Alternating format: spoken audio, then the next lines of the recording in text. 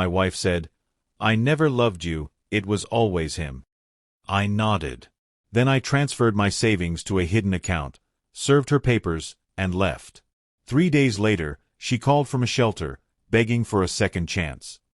You ever hear words so sharp, they don't cut, they slice clean through? That was the moment. She stood in our kitchen, calm as ever, looking me dead in the eyes and saying, "I never loved you.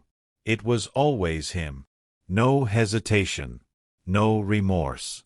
Just a truth she'd been dying to throw in my face. And you know what I did? I nodded. Not because I agreed, but because in that moment I saw everything clearly. Every cold glance. Every fake smile. Every night she turned away from me in bed. It all made sense. I didn't scream. I didn't beg. I just walked to our bedroom, closed the door, and opened my laptop. That same night, our joint savings account became mine and mine alone. I filed the paperwork while she slept.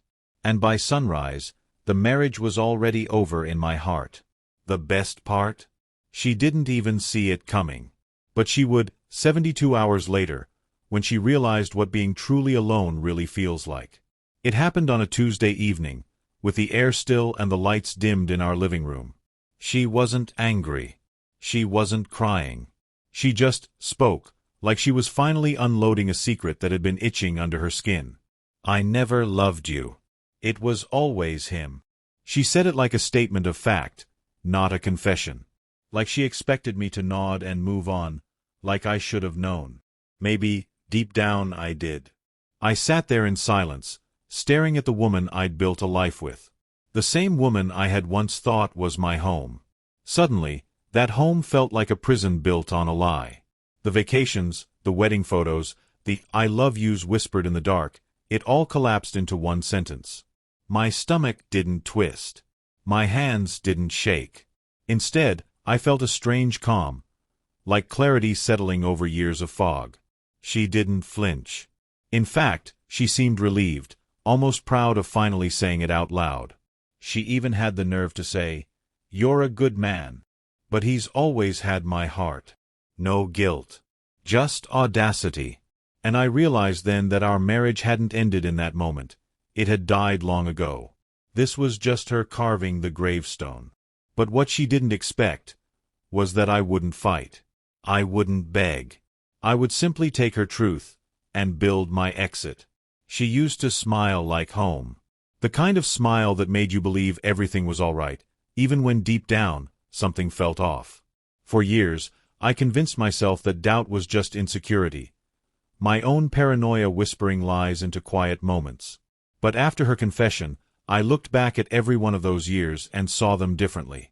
The late-night texts she claimed were work-related. The sudden trips to help a friend.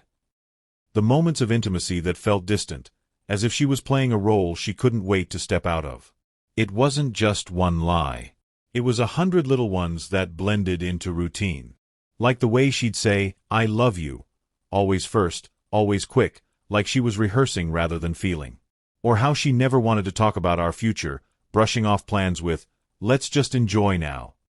At the time, I thought she was just carefree. Now I know she was biding time. She lived a double life not with guilt, but with practiced ease. Our home was her cover story, and I was her alibi. I used to think I was her peace. Now I realize I was just the placeholder while she chased someone else in her heart. And the hardest part? She made me feel crazy for ever suspecting it. She went to sleep like it was any other night, curled on her side, scrolling through her phone like the betrayal she'd confessed earlier was just another Tuesday night inconvenience. But I couldn't sleep. Her words echoed through my head. It was always him. Not, "I made a mistake." Not, "I was confused." Just the cold, brutal truth that our entire relationship had been a placeholder for someone else. And as I lay there, eyes wide open in the dark, a thought hit me like a floodlight. If I stayed still, I'd drown in this. I got out of bed silently, careful not to wake her, and walked straight to my study. I already had everything I needed, access to all our joint accounts, passwords, old spreadsheets. It wasn't about revenge. It was about protection. I opened a secure laptop I had bought months ago, originally for freelance side work, but now it had a new purpose. Within an hour, I created a new account under a separate legal entity in a digital bank with no ties to our shared finances.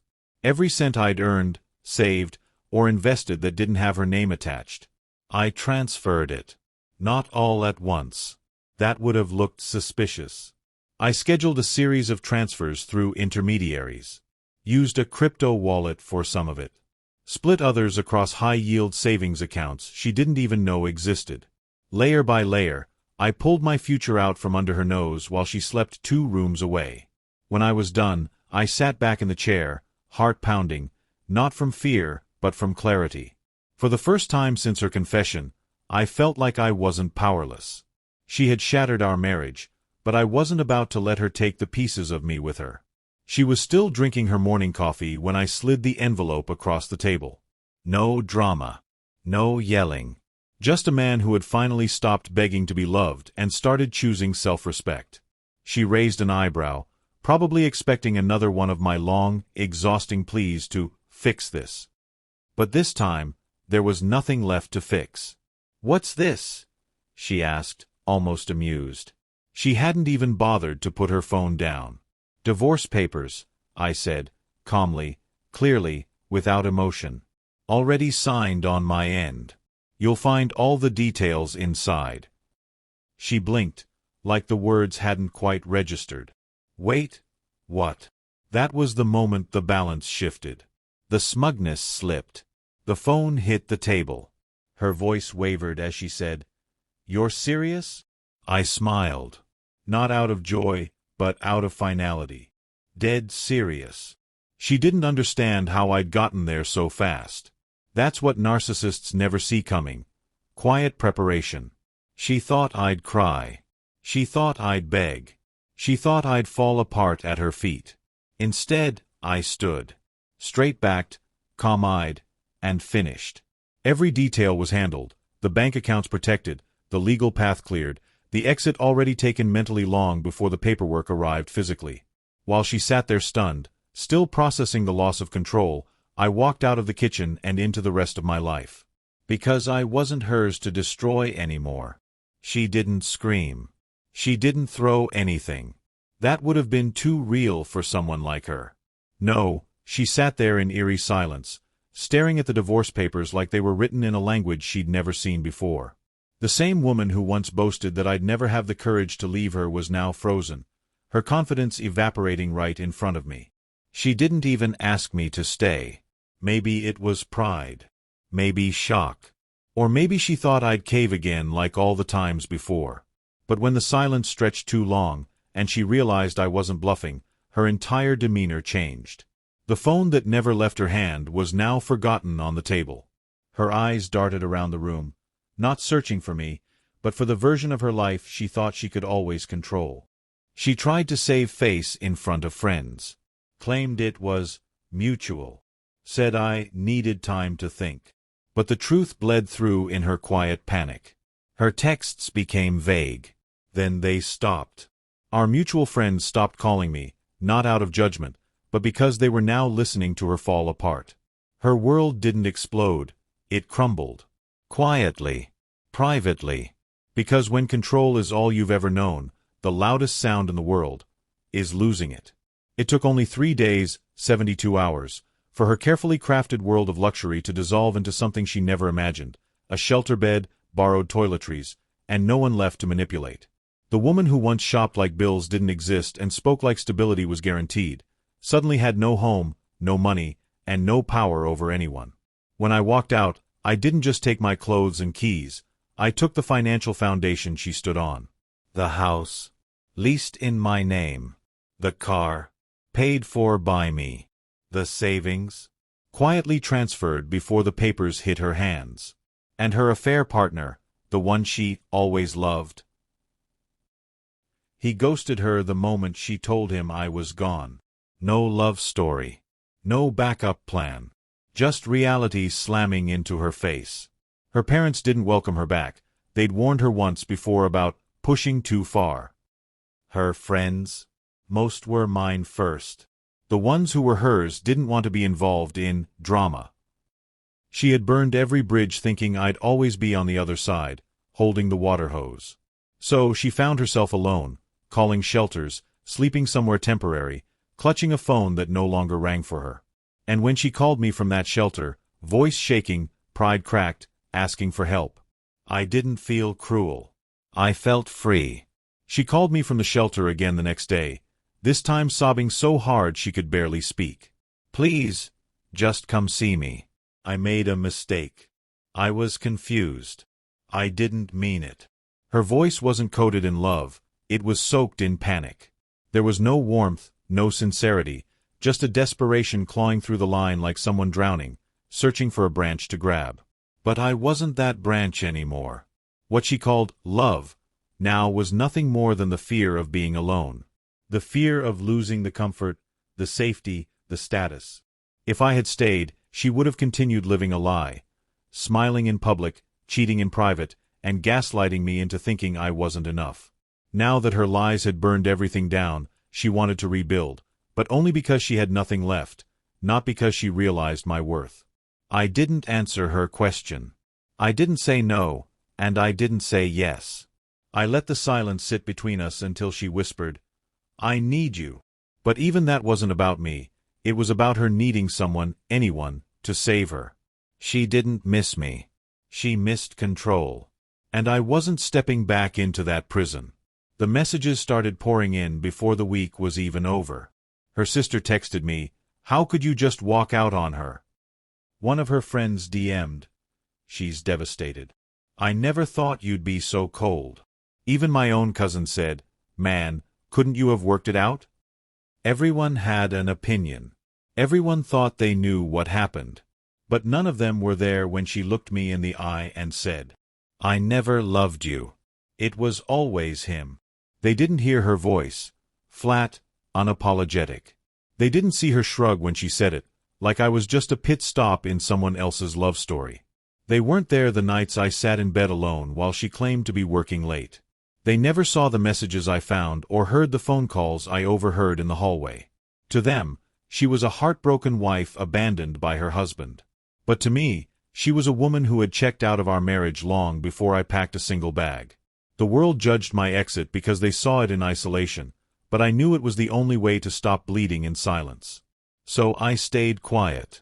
Let them talk. Let them speculate. I owed no one an explanation, especially not the people who never once asked what she had done. For most of our marriage, I thought choosing love meant choosing her. Her comfort, her dreams, her version of what our future should look like. I bent to fit her narrative. I compromised pieces of myself to keep peace. I stayed even when it hurt. I stayed when she forgot anniversaries, when the affection faded, when her laughter was reserved for texts she didn't show me. But walking out that door wasn't about revenge. It wasn't about punishing her for the affair or those 5 words that shattered everything, I never loved you. It was always him. It was about something much deeper. It was about choosing myself for the first time in years. I didn't leave out of anger. I left out of clarity. I looked at the man in the mirror and realized I didn't recognize him anymore. Not the tired eyes, not the strained smile, not the heavy silence that followed me room to room. And in that moment, I decided to stop trying to fix something that was never mine to save. Choosing myself meant protecting my peace, reclaiming my worth, and finally prioritizing my sanity over someone else's chaos. It meant building a life where I didn't have to beg to be loved properly. I didn't just leave her. I freed the version of me she tried to shrink. And in that freedom, I began to live again. Her tears came too late. My freedom came right on time. I still remember the sound of her voice on that final call. Strained, hollow, trembling through the static. Please. I made a mistake. I need you. But there was no power in her words anymore. No grip left in her once weaponized silence. Because I wasn't that man anymore, the one who would have dropped everything to rescue her from the consequences she created. She said she was calling from a shelter. That her affair had imploded. That he'd left her with nothing. And I listened, not with anger, not with pity, but with distance. The same kind she gave me when she whispered, "It was always him." The same kind she used to turn our home into a lie I had to live in. I had already made peace with the past. I had already walked through the fire and come out clean. And now she was crying for something that never really existed, a second chance at a version of us she never valued the first time. But I didn't respond with venom. I responded with silence. Because I had no more apologies to offer. No more pieces of myself to give. She lost me the day she chose him. And I found myself the moment I stopped choosing her.